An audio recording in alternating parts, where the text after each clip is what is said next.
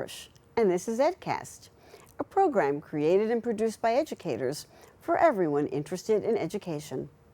Can a ball and a book change the world? The Earl Monroe Renaissance Basketball High School believes it can. This new Bronx charter school is designed to harness students' love of basketball as both a teaching tool and as a pathway to the many professions in and around the sport.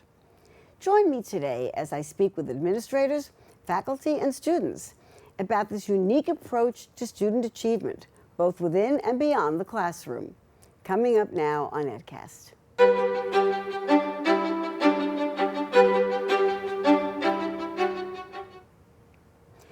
Joining me today are Brandon Corley and James Ennis from the Earl Monroe Basketball High School, as well as two students from the school, Carrie Williams and Samaras Abreu Alba.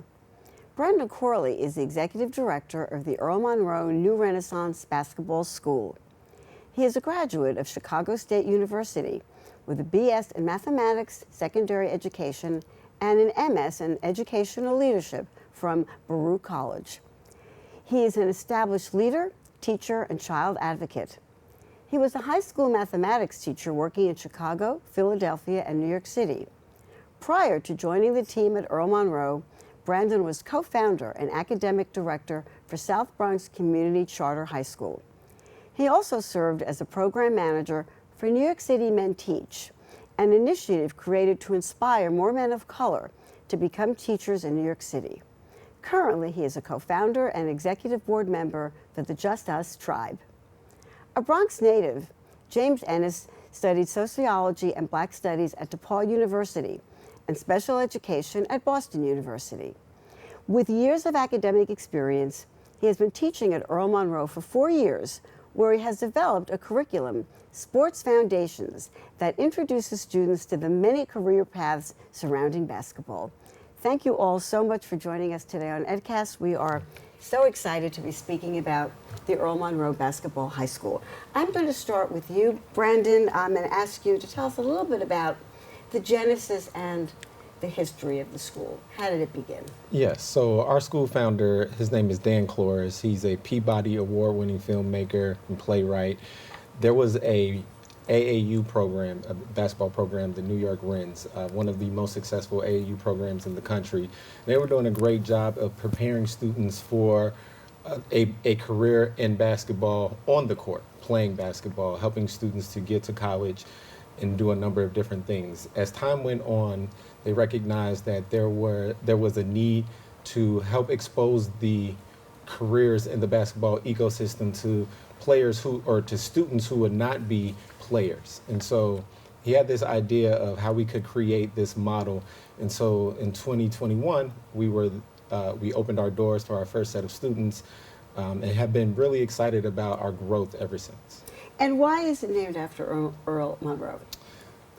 Earl Monroe is one of the greatest basketball players of all time, top 75 player in NBA history, the captain of the Winston-Salem State University Rams when they were the only HBCU to ever win a national championship. And when he was in school, Earl Monroe was an education major. And so, being a legend on the court in New York City is one reason why our school is definitely named after him, but also knowing that he focused on education, that he has a love of this career path, and we can see a very clear intersection of what he was doing both on and off the court to what it is that we're hoping to accomplish for our young people. Great. So to kind of recap again, what is unique about this school? So we are the only high school that exists. We're the only basketball school that is not for the playing of the game. We are a school that exposes students to all of the careers in the basketball ecosystem. Adam Silver, the commissioner of the NBA, says that for every player in the NBA and WNBA, there's 1,000 jobs off the court.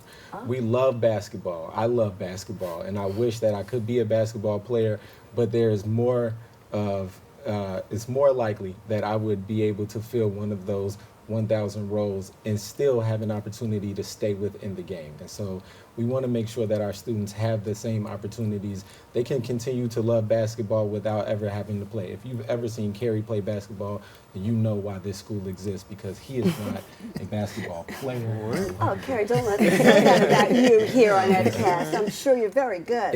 I'm great. Kerry was never one of my dreams. You saw me when you came in, right? Never. How many students are attending the school right now? We currently have 370 students enrolled. And just so everyone knows, you're located in the Bronx right now, and where Correct. are you in the Bronx? We're in Pelham Bay currently. We are building a new facility, a 69,000 square foot facility in the South Bronx in the Mott Haven neighborhood that we are very excited about opening in the near future. In the near future, so don't know exactly when. So let's get down to the nuts and bolts about what makes this school so different and engaging for students.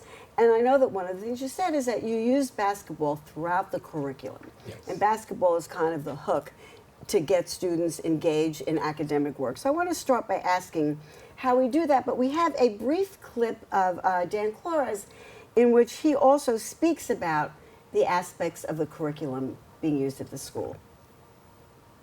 The curriculum is specialized. You want to be a broadcast journalist. You want to be in nursing, in nutrition, in analytics, in business, law. And the way we're doing it is, if you're taking a science class, we're going to integrate the science of basketball, nutrition and physical rehab, math, analytics, all of that, which is a great way to teach. So let's go and take a more in-depth look at how this works. If I'm teaching history at the school, or I'm teaching science, whatever I'm teaching, give me some examples of how I might use basketball. So there's a few different ways. Surely in our math classes, it's really easy when we're thinking about measures of central tendency like averages and fractions, decimals, percents, different things like that. We can use basketball statistics to help our students to understand if a player took 5 free throws and they made 3 of them, what percentage of free throws were they able to convert successfully. Then there's also these situations where we use basketball and infuse it into our curriculum. So we might have a conversation where we're talking about the Ming Dynasty. And as a precursor to that conversation, we'll have students talking about the dynasty of the Golden State Warriors of the Los Angeles Lakers. And that will help our students to have that understanding and be able to access that prior knowledge of understanding what a dynasty is and knowing this term in contemporary ways and how it may apply to these historical situations. And so it makes learning a lot more fun and relevant and accessible for students. Can I ask the students, do you remember anything where in a classroom you used basketball as a way of learning another subject area? Yes. The class I'm currently taking right now is called Zion Williamson, which is an NBA player that we're learning about how his recovery, his nutrients, because he had to go on a diet because he weighed more than he was supposed to. So we learned about the mindset of how he had to come back from it, and we just learned about the kinesiology side of his aspect of basketball. That's a great example. Anybody else? For all of our classes, we have layup lines and tip-offs, which is basically how we start off the class, which is we have an assignment that we have to complete, which is basically like a practice like NBA players have before a game. So that's great. Yeah, and just to build off of what Samaris was saying, we try to use this basketball terminology in a lot of different places. And so she mentioned the layup line and the tip-off to start classes. Our discipline system is technical fouls and flagrant fouls. Oh. When we have small groups, there's huddles. And so we try to use these different language and different pieces around our school to help bring that basketball culture into what we do on a daily basis. It must be really fascinating to work on the curriculum for the school. I'm sure, as one who loves curriculum, I can imagine that. So I want to just get to one more thing. I know part of what the goal of the school is also to get students ready for careers and probably college transfer. So I just wanted to know how you work on things like literacy and how you get students ready for college as well. So I can speak for my class in particular with the Sports Foundations course. It's a project-based learning class where it's almost like an introductory course that teaches about the different professions around the game. So they learn about podcasting, they learn about the connection to fashion, they learn about connection to gaming, and we use literature to infuse with all of those different subjects. What kind of literature do you use? Anything? For example, we've read the book the first year called Relentlessness by Tim Grover. And it's about how he uses like the mindset of being relentless in everything that you tackle. So I want to go now, of course, to the career readiness, because you say that your career approach is different from what most schools do. So tell us about that. How is your approach to careers different? So for one, all the projects that they do are tied to a career. So for example, for the podcast curriculum, the end project was to create their own show that they launched and got published on Spotify. For the gaming program, they learned how to create an NBA 2K tournament. And also, in addition to that, they created a business plan to create their own tournament as if they were running their own summer program. So every single unit that we do is tied into a particular project that gets them ready or exposes them to a different career. Now, you've talked about the basketball ecosystem. Tell me, what are some of the careers that your students can be taking a look at? Photography, videography, podcasting, fashion, sneaker development, law, science, with the Zion Williamson course,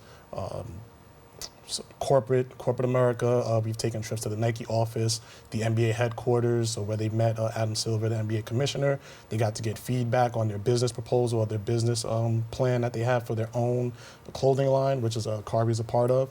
So there's a bunch of different opportunities for our students to not only get exposed, but also practice the things that they learn. That's so interesting. We also have a video of Earl Monroe, who speaks to some of this support that you give in terms of careers at the school.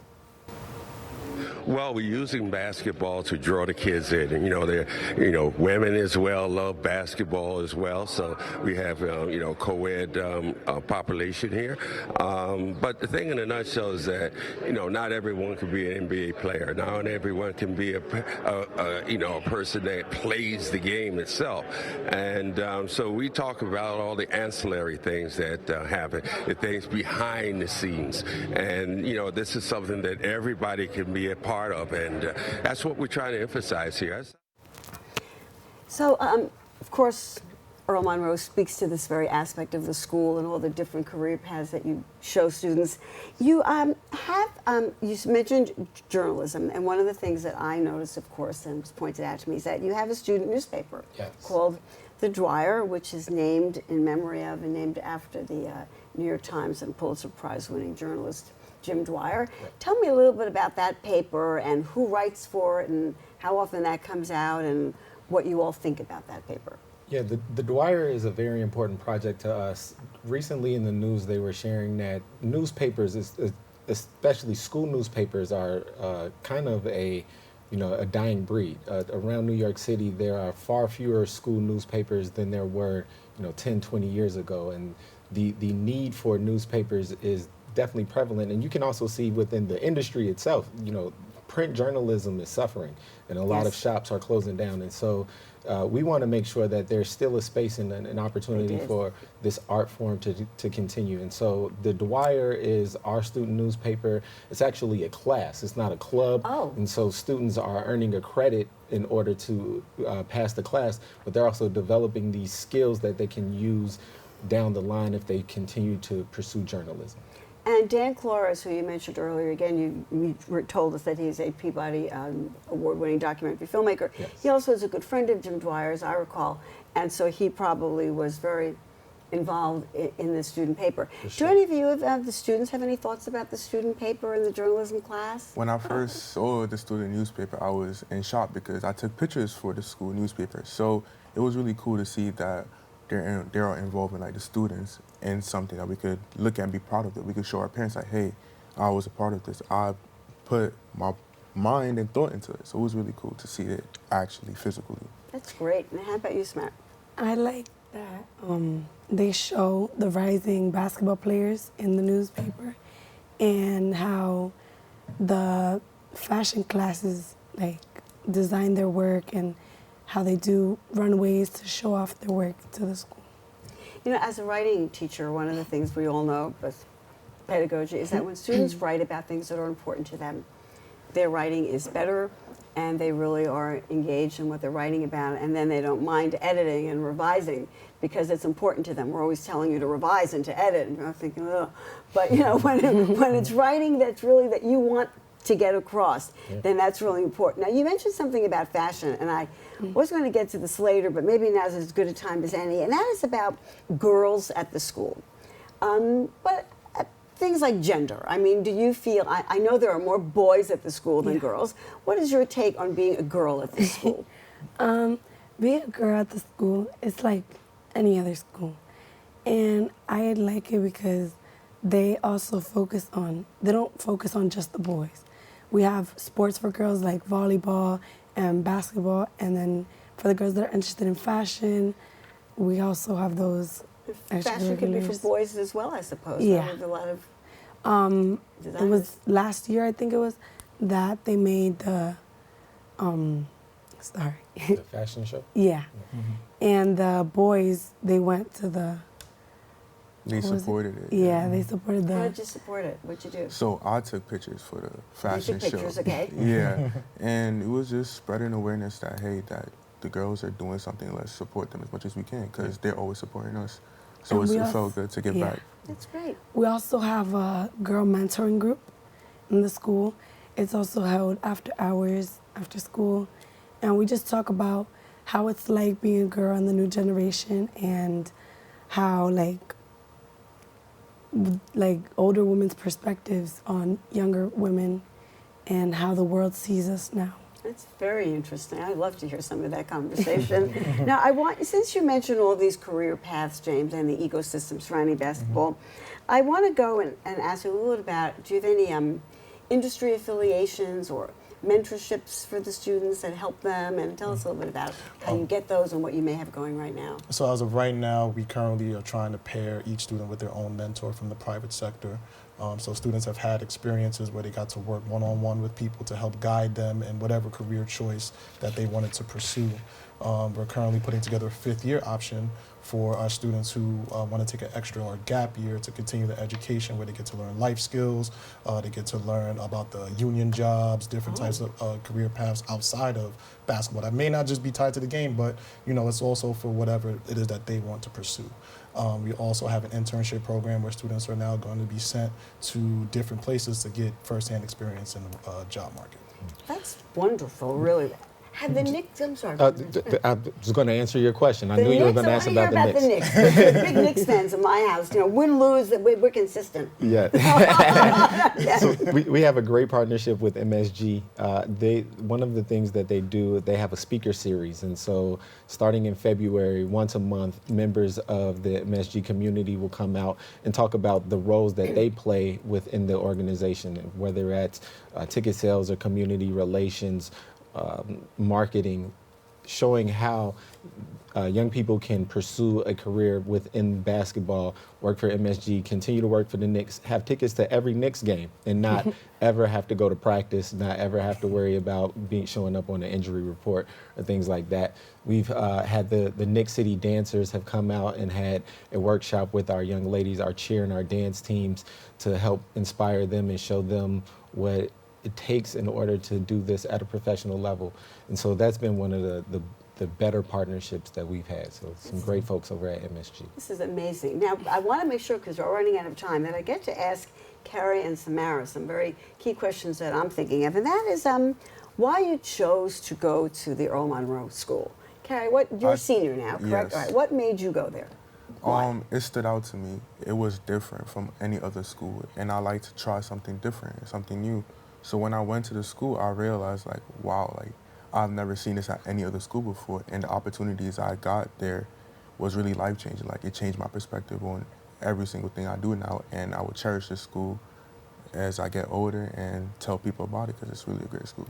Can I ask how it changed your perspective? Because when I first went into the school, I didn't know what I wanted to do as a career. I had no idea. I was just trying to figure something out. Then photography came into my life, and I felt like that played a big role in me, because the school gave me an opportunity to travel with the AAU team, the Reds team, all over like Memphis, Indiana, taking pictures there.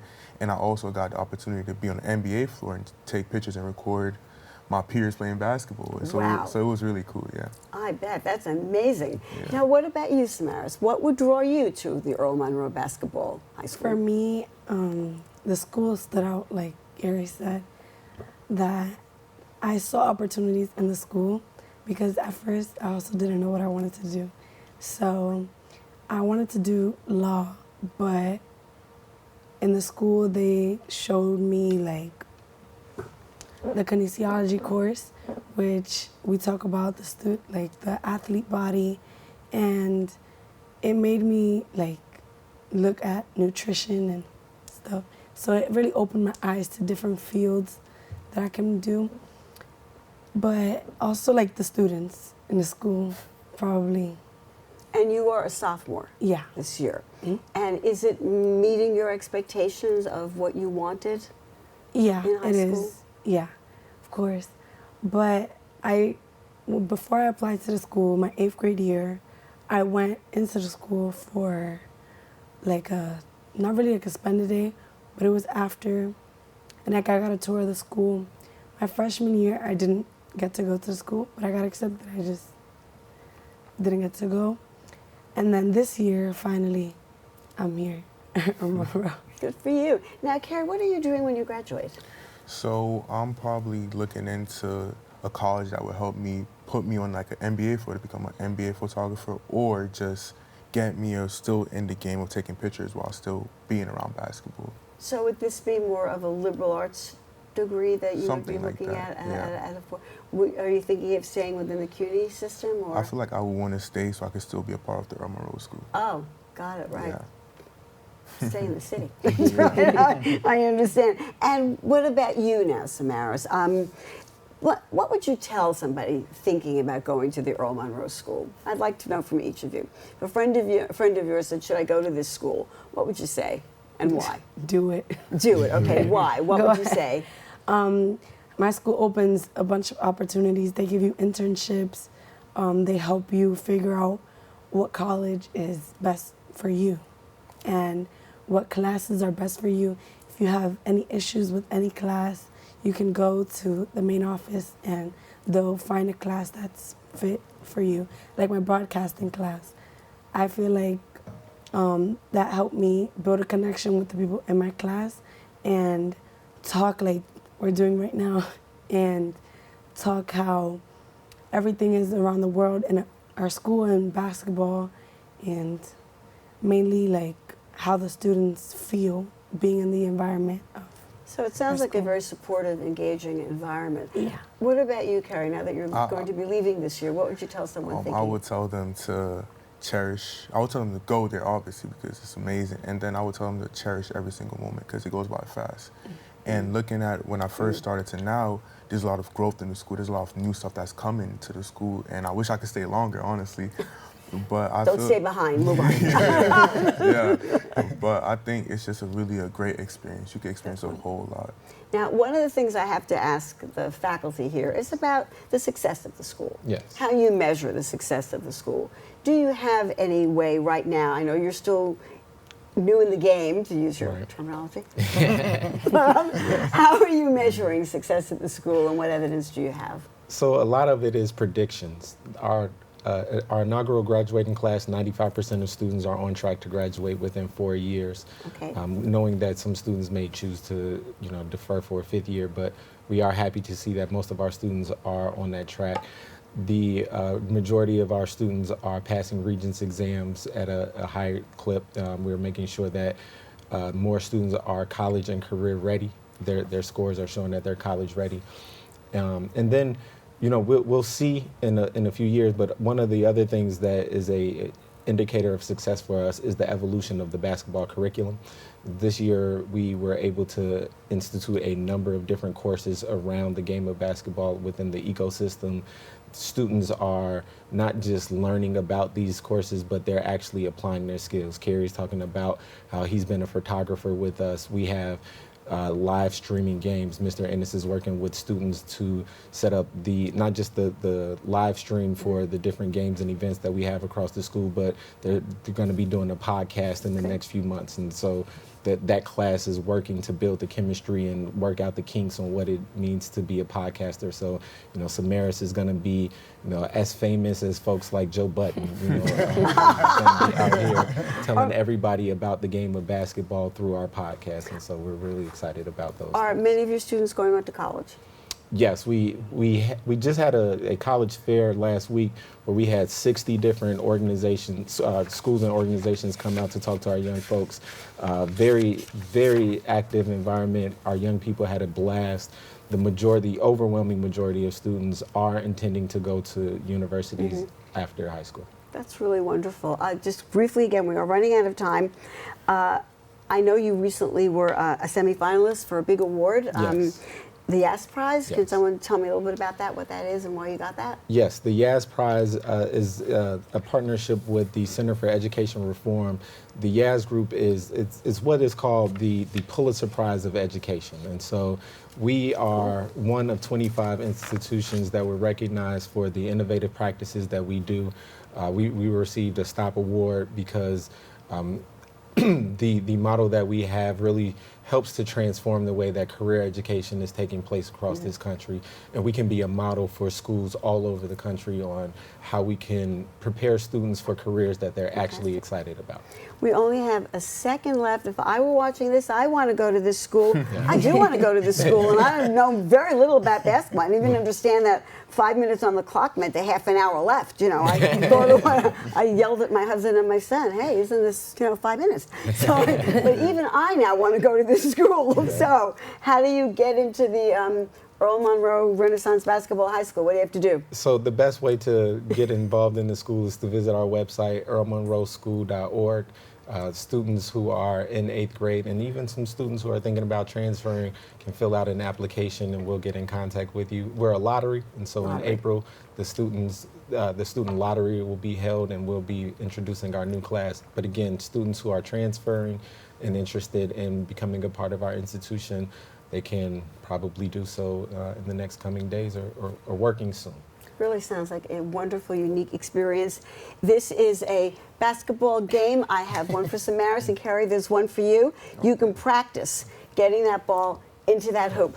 That's it for today. I want to thank you all so much for joining me today on EdCast and sharing with me all the news about this very exciting new basketball school in the Bronx. So thank you again so much. Thank you. Thank you. Thank you. That's it for this edition of EdCast. Thank you so much for watching, and we'll see you next time.